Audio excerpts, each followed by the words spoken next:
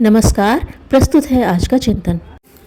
आज व्यक्ति पुस्तकों का अध्ययन केवल समय काटने तथा मनोरंजन के लिए करते हैं, जबकि पुस्तकों का उद्देश्य मनुष्य के जीवन को दिशा देना तथा समाज के नवनिर्माण की, मनुष्यता के उत्थान की प्रेरणा देना है। साहित्य की कसौटी निर्धारित करते हुए मुंशी प्रेमचंद ने लिखा है, हमारी कसौटी पर वही साहित्य खरा उतरेगा जिसमें उच्च चिंतन हो, स्वाधीनता का भाव हो, सौंदर्य का सार हो, सृजन की आत्मा हो, जीवन की सच्चाइयों का प्रकाश हो तथा जो हम में गति, संघर्ष और बेचैनी पैदा करे, हमें सुलाए नहीं बल्कि जगाए और जगाकर उठकर आगे बढ़ने की प्रेरणा प्रदान करे। संसार में जितने भी महापुरुष हुए हैं, उनके निर्माण में उत्कृष्ट पुस्तकों की महत्वपूर्ण भूमिका रही है। रूसी भाषा के सुप्रसिद्ध उपन्यासकार ने अपनी निबंध पुस्तक मेरी मार्गदर्शिका में लिखा है, जब मैं तरुण था तब मैं बालजक और डिकेंस की लिखी पुस्तकें बड़े चाव से पढ़ता था। इन पुस्तकों के द्वारा मेरा परिचय उन लोगों से हुआ जिनकी दुख सुख की समस्याएं हमसे भिन्न हैं। मेरे चारों ओर जो लोग रहते थे वे निम्न स्तर का जीवन बिताते थे। इन्हीं लोगों के बीच मेरा जीवन संघर्ष आरंभ हुआ।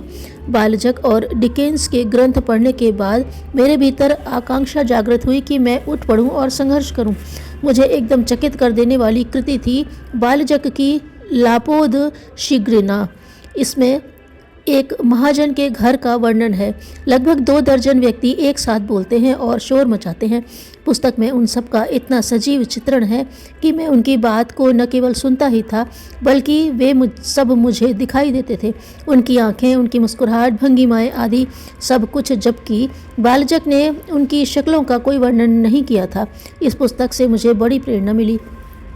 गोर्की ने इन पंक्तियों में पुस्तकों के माध्यम से सजीव प्रेरणाएं मिलने की बात तो लिखी है, यह भी बताया है कि पुस्तकें किस प्रकार पढ़ी जानी चाहिए, अर्थात पुस्तकें पढ़ते समय उनमें इतना तन्मय होकर डूब जाना चाहिए कि कथ्य अपने आप बोलने लगे।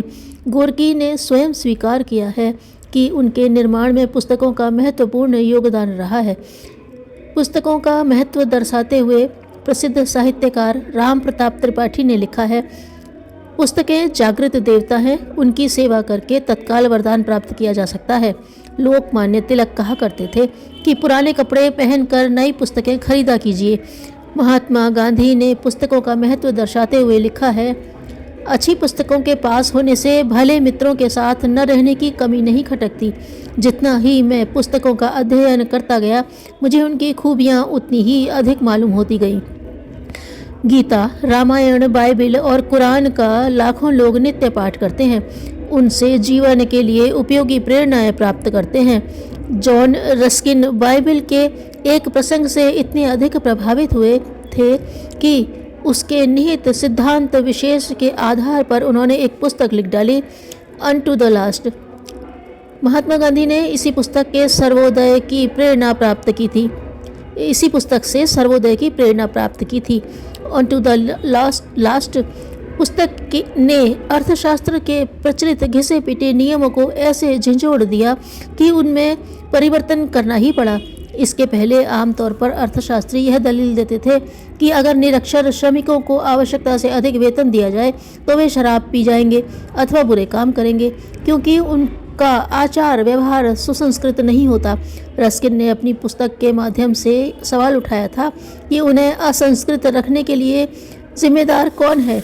इस प्रश्न के साथ उन्होंने तथाकथित सुसंस्कृत लोगों की भ्रांत धारणाओं को झकझोरा और उन्हें अनुभव कराया कि निरक्षर तथा निम्न वर्ग के लोगों के प्रति उनका व्यवहार न केवल अमानवीय है वरन नृशंस और पाशविक भी है।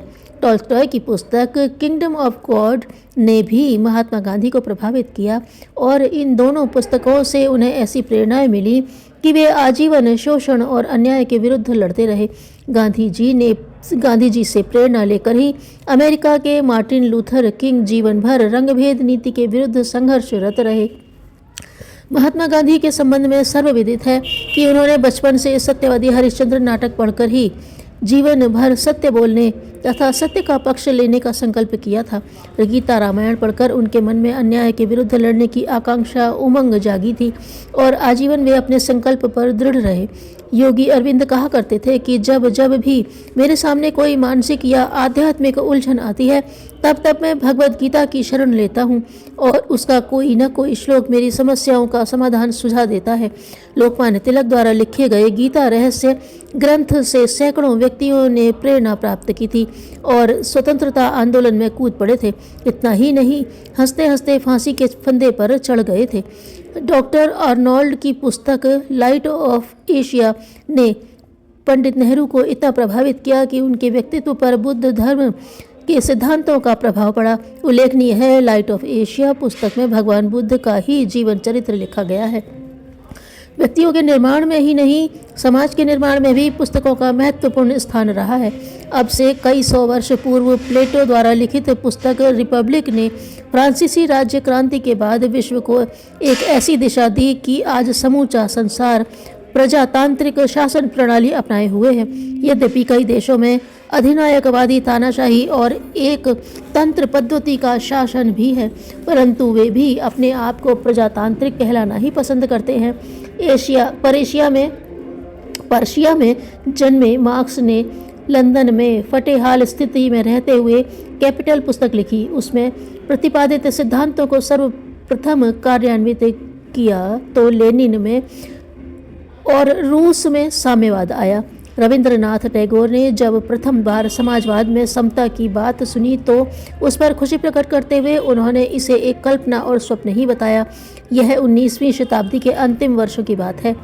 सन 1930 के प्रारंभ में जब वे रूस गए तो वहाँ की समाज व्यवस्था से वे इतने प्रभावित हुए कि उन्होंने लिखा, इस देश की यात्रा किए हुए बिना मेरा जीवन यात्रा ही अधूरी रह जाती थी। वहाँ की समाज व्यवस्था से प्रभावित होकर उन्होंने बांग्ला भाषा में एक रचना लिखी। जैसे ही उसका अंग्रेजी अनुवाद हुआ तो अंग्रेजी सरकार ने उसे तुरंत जब्त कर लिया। इस प्रकार ढेरों पुस्तकें हैं जिन्होंने व्यक्ति और समाज को प्रभावित किया। व्यक्ति को प्रभावित कर जहाँ इन पुस्तकों ने साधारण मनुष्य से महामानव स्तर का बना दिया, वहाँ सामाजिक उत्थान की दिशा में वे आधार स्तंभ सिद्ध हुई हैं। संसार के सर्वश्रेष्ठ तत्व विचार शक्ति को, जिसे ज्ञान भी कहा जा सकता है, प्राप्त करने और प्रगति की दिशा में अग्रसर होने का एक ही उपाय है स्वाध्याय। स्वाध्याय से तात्पर्य विचारपूर्ण साहित्य के नित्य अध्ययन से है। हमें ऐसा साहित्य निरंतर पढ़ते रहना चाहिए जिससे अपनी विचार और विवेक शक्ति जागृत हो। जिन लोगों को पढ़ने की बिल्कुल भी आदत नहीं है, उन्हें भी पुस्तकों का महत्व समझकर उनके अध्ययन मनन चिंतन का क्रम आरंभ करना चाहिए। संसार में समझदारी लगभग सबके पास है, पर वह सबके पास टिकती नहीं।